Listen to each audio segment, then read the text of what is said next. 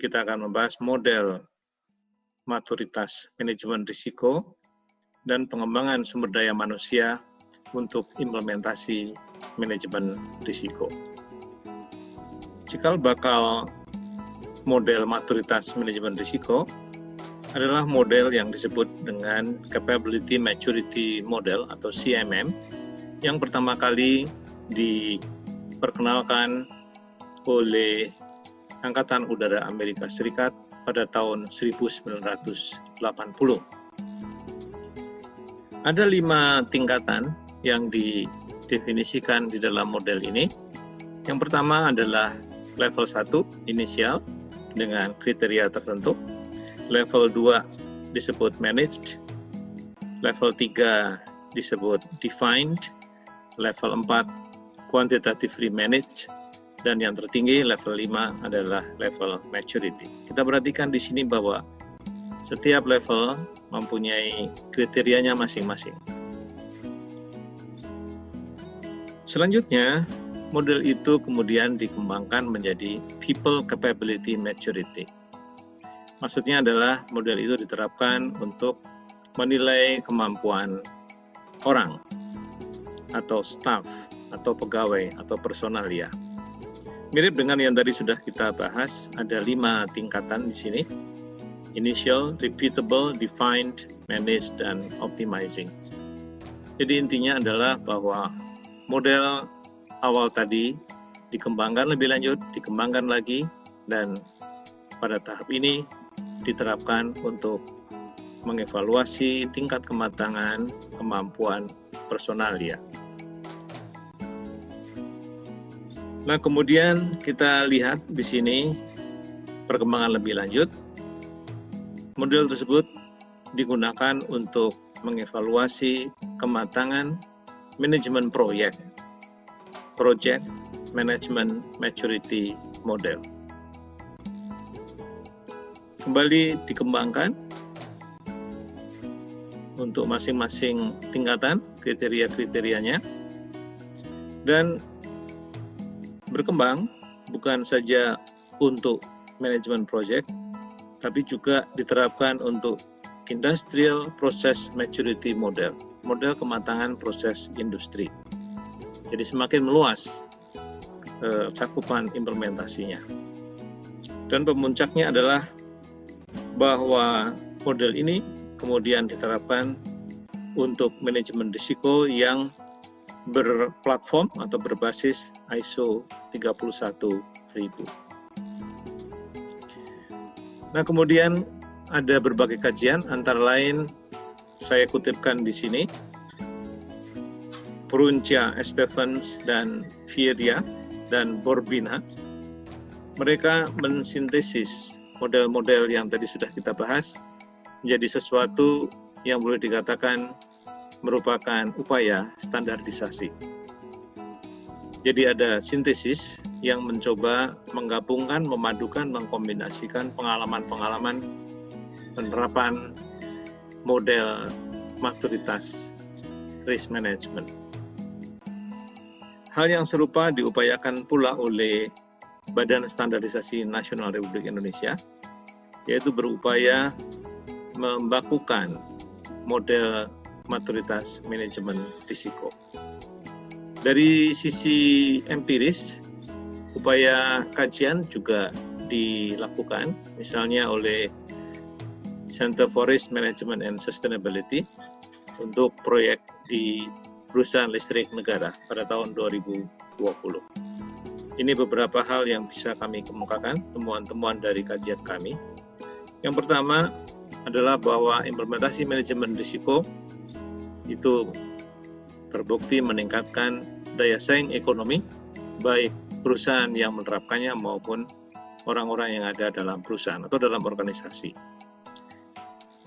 Temuan berikutnya adalah bahwa risk management human resource development atau pengembangan sumber daya manusia manajemen risiko itu secara positif berpengaruh terhadap kualitas implementasi manajemen risiko. Dan yang terakhir, temuan kami adalah bahwa pelatihan dan sertifikasi kompetensi itu meningkatkan kualitas. sumber daya manusia, manajemen risiko. Kali ini kita akan membahas 3 topik, yaitu kompetensi, training, and certification. Kita mulai dengan sebuah pertanyaan, mengapa risk management kompetensi penting? Kita mengacu pada salah satu prinsip dalam ISO 31000. Untuk versi yang terdahulu, dicantumkan bahwa risk management takes human and cultural factors into account. Maksudnya adalah bahwa salah satu prinsip dalam manajemen risiko adalah persoalan yang menyangkut sumber daya manusia dan budaya. Kemudian sering kita dengar ungkapan the man behind the guns. Yang lebih penting adalah manusia di belakang senjata.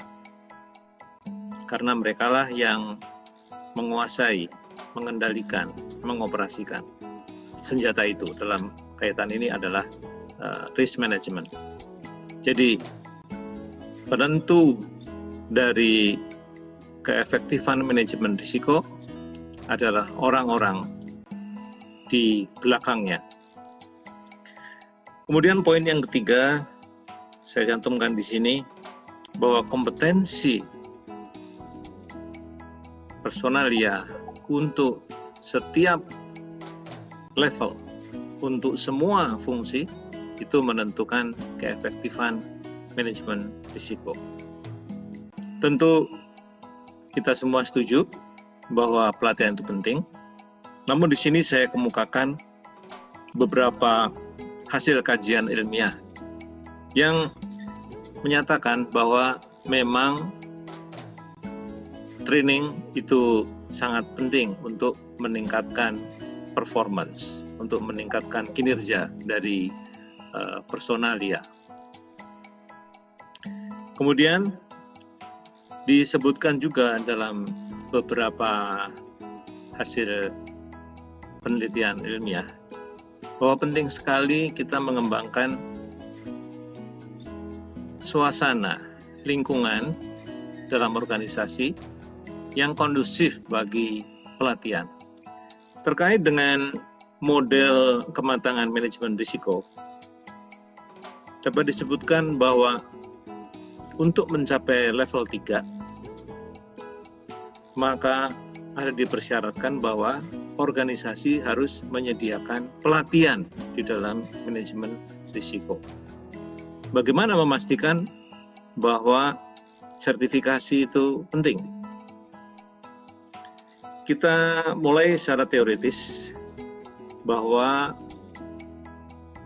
sertifikasi itu dibutuhkan untuk mengukur keefektifan dari program-program pelatihan atau program-program lain yang dimaksudkan untuk meningkatkan kompetensi personalia. Perlu sekali memastikan bahwa lembaga yang menjadi penyelenggara sertifikasi itu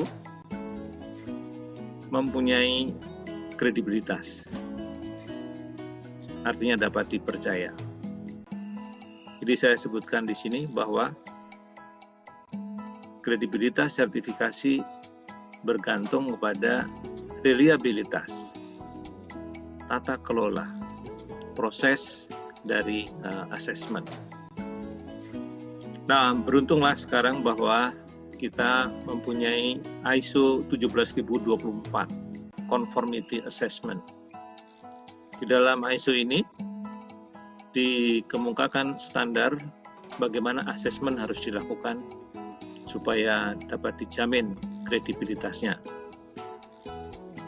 Jadi standar ini memberikan petunjuk tentang bagaimana proses asesmen dalam rangka sertifikasi dapat ditegakkan.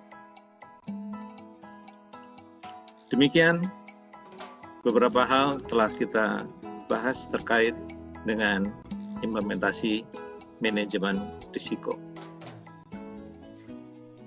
Sampai jumpa kembali dalam sesi-sesi yang berikutnya.